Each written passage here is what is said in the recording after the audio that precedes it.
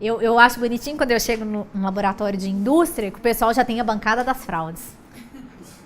Eu acho bacana mesmo, porque eu acho que já fica ali você já resolve, né? E principalmente se você entende o que você está fazendo, porque quando você não entende... E aí, quem que falou o negócio da subjetividade da cor? Foi a Amanda, né? Esse aqui é para acabar com os piqui do Goiás, porque eu vou falar para vocês, né? Isso aqui é azul ou é cinza? Isso aqui é rosa ou é laranja? São perguntas existenciais. Aí, pessoal, seria trágico se não fosse cômico. Se você jogar no Google pesquisa de fraude em leite e apertar a imagem, o que vai aparecer de piadinha... É até difícil você escolher qual que você coloca no treinamento para o pessoal dar risada. É até difícil. Então, quando você fala em pesquisa de fraude, né, existe uma pergunta. É crime adulterar leite? Só se descobrir. Se não descobrir... E aí a gente vira investigador. O campo ajuda de novo muito nessa hora. Ele conhece o produtor. Os neutralizantes de acidez, você deu o exemplo do bicarbonato. É o mais comum. São adicionados criminosamente, o objetivo é reduzir a acidez do leite, mas essa acidez está alta por quê? Então, está conservando, está mascarando uma condição de manejo, de manuseio, de obtenção de leite que não era legal. Pode ser bicarbonato de sódio ou soda, igual eu falei. O problema... Ah, não, mas eu ponho só bicarbonato. Bicarbonato não faz mal para a saúde. O dia que eu tomo uma cervejinha a mais, eu tomo bicarbonato depois. É remédio. Olha que beleza, não é? O problema é que, será que esse bicarbonato que é comprado, ele é grau alimentício? Grau USP? Como é que é o grau? O que vem junto com ele? Eu já vi bicarbonato em propriedade com muito ponto preto. Se eu tô vendo o ponto preto, faço ideia o ponto da cor que eu não tô vendo. E, infelizmente, eu gostaria muito de dizer que todas as pessoas são boas, mas todas as pessoas não são boas. Todas têm um lado bom, mas às vezes o lado bom tá um pouco fraco. Então, é uma questão de caráter mesmo. E então, compra? Não compra. Tá com gosto de leite. Né? Existem duas metodologias. A gente está falando da Instrução Normativa 68, tá? Lá fala que você tem duas opções de metodologia para pesquisar a presença de neutralizantes de acidez no leite. Uma usa ácido rosólico e a outra usa a fenolftaleína. Aí você pensa assim, vou fazer da fenolftaleína, facinho, já uso para acidez. Não façam isso. Não façam loucura. Primeiro que ela detecta melhor hidróxido do que bicarbonato. Ela é mais fácil de detectar.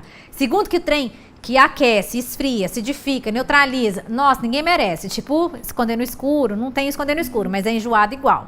Então faça do ácido rosólico, que é bem facinho, bem rapidinho. Não tem dificuldade, porque tipo assim, isso aqui não é rosa, não é? Não, alguém acha que isso aqui é rosa? Então tá bom, porque essa análise aqui, apesar de ser por cor, isso aqui não é rosa. Então não tem, tá? Isso é rosa, olha como o rosa mais fraquinho do mundo ainda é mais forte. E os conservantes? Para reduzir a carga microbiana do leite. Leite é alimento vivo, existem micro-organismos nele que são importantes, inclusive para a saúde, mas tem uns que não foram convidados. Chegaram porque a gente deixou a porta aberta, tá? Tenta consertar o mal feito, adicionando um conservante. O leite não foi obtido nas condições de higiene ideais. E aí, então, eu vou lá e... Aí é aquela história, né? Por quê, gente? Porque se eu fizer bem feito, direitinho, seguir as condições de higiene, eu não vou ter o gasto com a fraude. Minha consciência vai dormir tranquila. O que é melhor? Fazer o certo ou fazer o errado? Não tem resposta diferente para isso. É fazer o certo. Peróxido de hidrogênio, tá? Também duas opções de metodologia para pesquisa aí na Instrução Normativa 68, com óxido de vanádio e com guaiacol. Essa, além do guaiacol, a gente já ter na empresa, já ter no laboratório para fazer a peroxidase lá no monitoramento das condições de pasteurização, ela é mais simples do que a do óxido de vanádio. Tá? Então, eu recomendo. Aqui você pode escolher qual que você quiser, mas eu recomendo. Carol, eu posso fazer pelas duas? Só se você for bobo. Porque elas vão dar o mesmo resultado. Eu já fui dar treinamento em cliente que fazia todas as opções, que tinha entendido que lá era para fazer tudo na Instrução Normativa. Não, você escolhe uma e faz. Conservante, o formol, a metodologia que está na Instrução Normativa 68, tipo assim, não acha a vidraria que está escrita lá que você tem que usar para comprar em lugar nenhum. Começa por aí. Verdade, não acha. Eu não consegui comprar uma época, não tem. tá?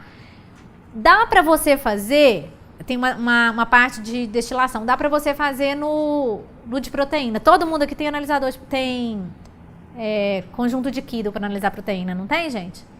Fácil de fazer também, né? Não é. E demorada. É fraude. O leite está lá esperando todo, né? Então, existe uma metodologia baseada, prestem bem atenção no que eu vou falar, baseada numa proposta do Adolf Lutz, mas é baseada. Então, ela não é referenciada.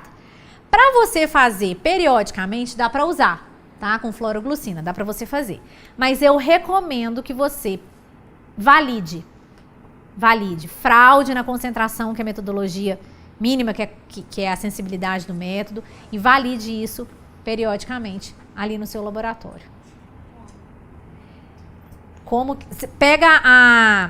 pelo método tem a sensibilidade. Vai pegar a partir, esse método pega a partir de tantos % de adição de formol.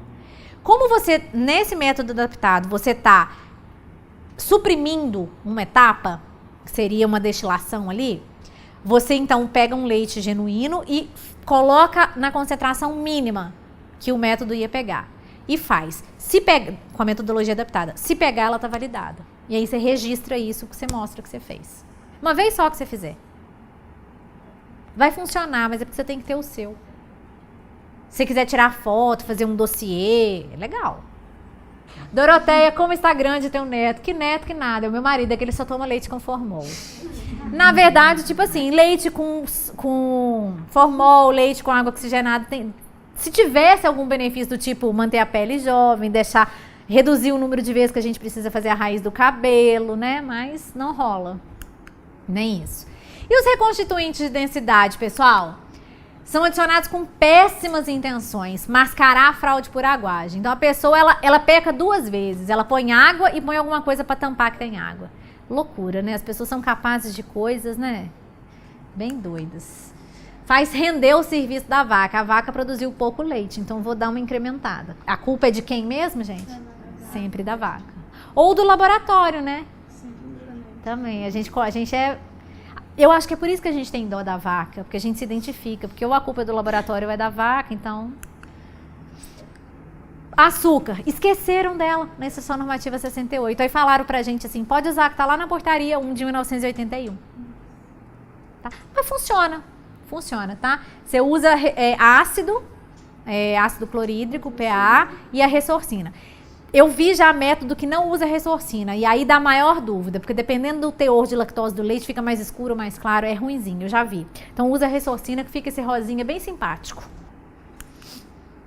Amido, essa dá para fazer em todo mundo, né? Essa pingou o lugar, aquece para abrir, pinga o lugar. Se ficar cinza, roxo, azul, preto, cor de burro que foge, enfim, ficou diferente da cor do leite. O que tinha ali, gente? Não, se você pingar Lugol no leite, ele não vai ficar verde, ele não vai ficar rosa, ele vai ficar cor de burro que fugiu, se tiver amido. Os cloretos, né? Aí eu adoro essa técnica, porque antigamente o pessoal criou um método, adaptou e chamava de reagente A e reagente B, lembram? Quando veio em 2006 a Instrução Normativa 68, eles tiraram isso. Falaram assim, olha, você vai usar nitrato e cromato. Mudou as concentrações do nitrato e do cromato e mudou as quantidades. Só que um monte de gente achava mais fácil continuar usando A e B. E aí mudou também o quê? A cor que o negócio fica, porque se mudou a concentração... Pessoal, o que o povo arrancou os cabelos nessa época, o que eu recebia de ligação, Carol do céu, você lembra, né, Brisa? Carol do céu, tá dando tudo negativo, tá dando tudo positivo. Não, gente, presta atenção. Aí a gente ensinava uns truques, tem um truque que é bem legal, tá? E é um truque que pode. Você vai usar cromato e nitrato, que nada mais é do que A e B, só que em concentração diferente, o reagente é o mesmo, só em concentração diferente. Você vai colocar no leite, vai pegar o leite, vai colocar o leite. Aí você vai colocar só cromato. Pega 2 tubos, coloca o mesmo leite nos 2 tubos. Você pega só cromato e põe nos 2. Aí você vai pegar o nitrato e botar num só. Se esses 2 aqui ficarem da mesma cor, o seu leite tinha cloreto. Se esse aqui ficar de cor, alterar a cor desse aqui, seu leite não tinha cloreto. tá? Pelo fundamento de reação de consumo do nitrato, aí, da reação do nitrato de prata com o cloreto, formando cloreto de prata. Tá? Se alterar a cor, é porque tinha. Tá? Então, negativo e positivo. Negativo fica igualzinho onde você colocar o nitrato. E aí, o álcool etílico ficou meio demodê já, né? Fraude com álcool etílico. O que o pessoal fazia? Botava a água no leite e botava um cadiquinho assim de álcool para subir o ponto de congelamento, para ficar mais difícil de congelar o leite, né? Vodka não congela, aquela história toda que a gente sabe no final de semana. E aí o pessoal colocava um pouquinho de álcool. E para pegar isso? Aí o povo montou todo um esquema, né? A cor do positivo é bem bonita. Isso que a gente sugeriu numa época, você pegar um suporte para bureta, tem que ficar mais alto o kitasato tem que ficar mais alto do que o tubinho para poder vir o condensado por aqui, arrastando o cromo, tá? Para ele entrar em contato aqui e mudar a cor. Eu acho bem bonito o resultado positivo. É um verde lindo. Eu acho bem legal. Então, chato, mas é legal. Fosfatase, a gente falou, é uma enzima natural, tá no leite, e ela é inativada quando o leite é aquecido a mais de 61 graus por 30 minutos ou 71,1 por 15 segundos. E aí, essa temperatura aqui, essa faixa de temperatura, lembra vocês alguma coisa? Pasteurização, né? Então, um leite pasteurizado, se a enzima é desnaturada nessa temperatura, ele não pode identificar, a gente não pode identificar a enzima ali. Avalie, então, a eficiência do tratamento térmico e é obrigado a fazer desde 2011 na recepção de leite. Por quê? Porque hoje a gente sabe que a gente compra leite de outras fábricas. Se eu estou avaliando o leite que eu estou comprando de outras indústrias com o critério de leite cru, eu tenho, né, o peso para o leite cru, eu tenho que pensar que o leite, tenho que ter certeza que o leite está cru. E a peroxidase, ela desnatura mais de 85. Por que eu tenho que fazer? Na verdade, isso aqui é só, na recepção do leite, ele é obrigatório para eu ter certeza que estou trabalhando com leite cru. E no meu dia a dia, se eu já tive certeza que estava pasteurizado, por que eu tenho que saber se passou de 85? Aí é uma questão tecnológica, porque pode cair rendimento, enfim. Mas na recepção do leite, tá? Proveniente de outra usina ou outra fábrica, você tem que fazer para você ter certeza que ele não foi submetido a tratamento térmico. Proteínas, um constituinte valiosíssimo dos lácteos, né? Tá ligado à textura do produto, rendimento na fabricação de queijo e ao sabor também. Muito amigo, best da gordura lá. Existem alguns compostos de caráter proteico no leite, as caseínas, soroproteínas e enzimas naturais do leite. As caseínas e as soroproteínas, a importância delas para a gente, da gente conhecer esse teor, tem a ver com aspecto tecnológico, como que vai ter que ser a tecnologia que eu vou usar no processamento do leite, e econômico, né? Quanto de rendimento. O povo de gerente de fábrica adora essa palavra, rendimento. Bom, rendimento bom, inclusive. E as enzimas têm a ver com o aspecto tecnológico, tá? Que se tiver enzima ativa ou inativa, vai interferir lá nos processos que eu submeto a minha matéria-prima. Os compostos de caráter proteico do leite, eles estão 100% deles nitrogenados. Dentro deles, 80% é proteína, 5% é não proteico. Aí tem caseína e soroproteína nessa relação. Dentro dos 100% de proteína, 80% é caseína, bacana, legal, a gente gosta muito, e 20% é soroproteína. Dos não proteicos, tem nitrogênio, na análise eu vou quantificar, mas ele não é interessante para mim. O que é? Ureia, ácido úrico, creatinina e aminoácidos que não são interessantes para mim, porque não são proteína, não tem as funções tecnológicas, as funções de aspecto econômico, inclusive, ali. Essa é a caseína, né? Elas têm uma estabilidade conferida por esses cabelinhos aqui, tá? E essa estabilidade, essa relação entre elas é afetada pela acidez, pela presença de álcool, coagulação, atividade enzimática e desequilíbrio salino. Você percebe essa instabilidade quando a acidez está alterada, na presença de álcool, quando você tem uma coagulação, seja ela enzimática ou microbiana, e quando o teor de sais do leite está desequilibrado. O leite é um negócio muito perfeito, pessoal. Quando ele sai da vaca, ele é muito perfeito. Todos os constituintes existem uma relação de equilíbrio, coexistem em uma relação de equilíbrio. Não pode ter mais nem menos, tá? Então, para a proteína, isso é muito importante. As enzimas, tem as naturais do leite, fosfatase, peroxidase, catalase, lipase, plasmina, tá lá no leite, foi a vaca que botou. E tem as microbianas, que elas podem existir no leite numa concentração natural, porque o leite é um alimento vivo, tá cheio de micro-organismo, micro-organismo metaboliza e ele produz enzima. Começou a aumentar demais essa galera aqui, ó, lembra que eu falei, ó, atividade enzimática. Então ela tá acostumada com um tanto. Se isso aqui cresce demais, isso aqui aumenta demais, ela não dá conta mais não, tá? Ó, determinação do teor de proteínas. Essa análise é simplesmente maravilhosa de linda. Ela é muito bonita, mas ela é para você fazer com tempo, com calma, porque tem muita etapa. É um método muito antigo. Johann Kidel desenvolveu essa técnica em 1883, tá? É essa pessoinha bonitinha aqui, olha. Ele lembra o meu avô, só que meu avô já tinha o bigode branco, assim, da época que eu lembro. Mas lembra muito, acho que por causa do bigode da careca, não sei. Simpático, eu gostei dele. E ele era um velhinho, tipo, bem esperto, sabe? Porque lá em 1883 ele desenvolveu isso. E a gente sofre com essa técnica até hoje, porque é difícil. Só os muito inteligentes dão conta, entendeu? É bem complicadinha. Tem várias etapas. A primeira etapa que você faz é a digestão, que você usa. Ácido sulfúrico, calor e catalisador. Para quê? Para eu começar a separar a proteína da amostra para eu conseguir quantificar. Então, vou digerir, vou separar essa proteína. Depois vem a neutralização e a destilação. Eu vou captar a amônia, porque eu não lembro que eu falei que nesse método a gente quantifica a proteína pelo teor de nitrogênio? Então, eu vou pegar a amônia para depois, na titulação, eu quantificar na amônia quanto tinha de nitrogênio. Uma quantificação... É uma conta indireta. Pelo tanto de amônia, eu sei quanto de nitrogênio tem em cada molécula de amônia, então vejo quanto de amônia que tem e vou descobrir o nitrogênio. Tá? Uma, duas, muitas etapas, né? Lá na digestão, eu tenho a proteína, ela está intacta na amostra, eu vou adicionar ácido sulfúrico e sulfato de potássio. Vai aumentar o ponto de ebulição do ácido sulfúrico, então, como eu vou dar calor aqui, ele precisa aumentar, fazer o ácido sulfúrico aguentar mais calor para a digestão ser mais eficiente, tá?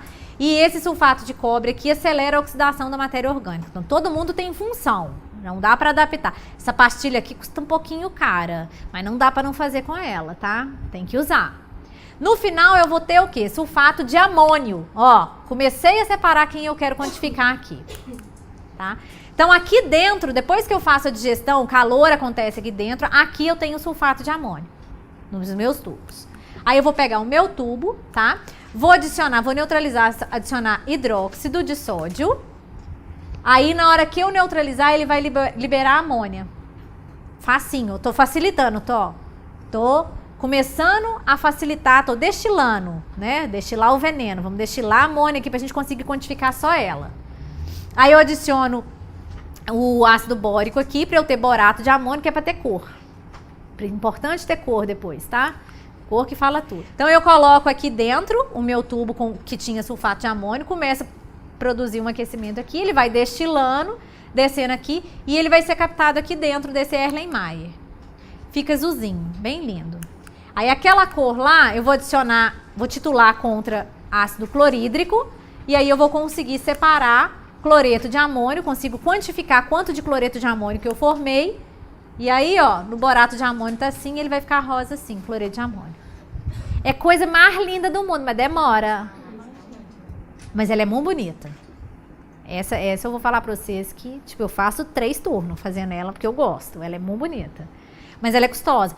Tudo é muito caro, tá? Os reagentes são muito caros, o equipamento é bastante caro, o tempo que se gasta é bastante caro. Então, essa é uma das análises que eu falo pra vocês. Se vocês não têm... Talvez não seja interessante investir nisso agora, mas dá para você monitorar isso periodicamente em laboratório terceirizado, de preferência na BR Quality. Bom, aí então eu quantifiquei lá a quantidade que eu tinha de cloreto de amônio e agora eu vou converter. Se você pegar no Adolf Lutz ou no Standard Methods, enfim, não vou lembrar, daqui a pouco eu lembro. Se você pegar naqueles compêndios de determinação de análise bromatológica para alimentos em geral, você vai ver que esse fator de conversão, ele muda. Eles consideram que 16% parece do nitrogênio que você quantifica era de amônio, de proteína. E aí, então, eu sei que esse valor, ele varia, tá? Para leite e derivados, para qualquer um, ele é 6,38. Para carne, se eu não me engano, a diferença é pequena, mas faz diferença. Eu não lembro agora se é 6,4. Quando a gente analisar a carne na análise de proteína, o procedimento é exatamente igual. No cálculo é que eu tenho que considerar. E aí as literaturas trazem esse fator de conversão para a gente, tá? É a relação do valor médio de nitrogênio presente na proteína. Quanto da proteína é composta por nitrogênio? A gente sabe que ela é bem complexa, né? Quanto dela é ali. Bom, e cinzas? Para que faz análise de cinzas? Mufla, 500 graus. A nossa chegou, nós tivemos que deixar ela horas a 1000 graus. Fez calor, saiu fumaça, deu cheiro de cimento, mas já passou. Foi um momento. Agora tá lá toda linda, nova, zero bala. Por que eu tenho que fazer? O que são as cinzas? As cinzas são um resíduo inorgânico, o que é inorgânico vai aguentar alta temperatura, não volatiliza, fica lá. Que fica na amostra quando eu destruo completamente, quando eu elimino toda a água e destruo a matéria orgânica. É uma análise difícil? Não, é demorada. Ela só é demorada e cheia de interferentes, assim como um pouquinho pior do que a análise de umidade na estufa, tá? Mas cheia de interferentes ali.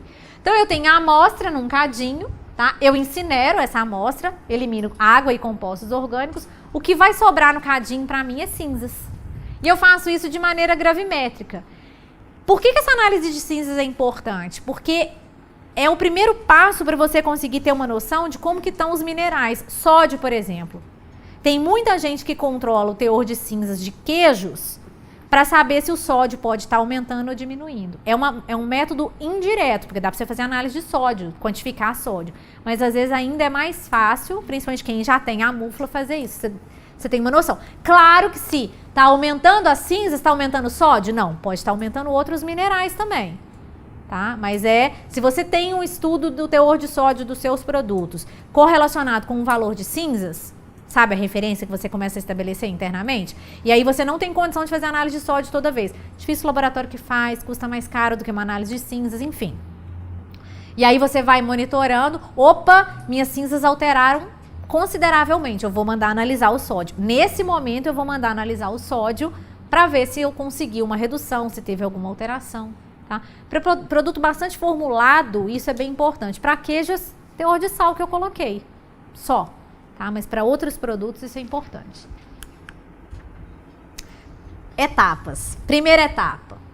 Seco o cadinho a 550 graus na mufla para eu ter certeza que não ficou nada ali de água, de resíduo de matéria orgânica proveniente às vezes de uma falha de higienização.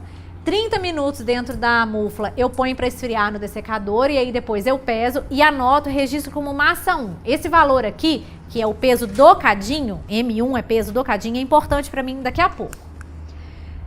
Peso a amostra no cadinho, a quantidade de amostra, lembra que eu falei? Eu anoto aqui, porque pode ser 5, um monte de zerinhos, um monte de numerozinhos.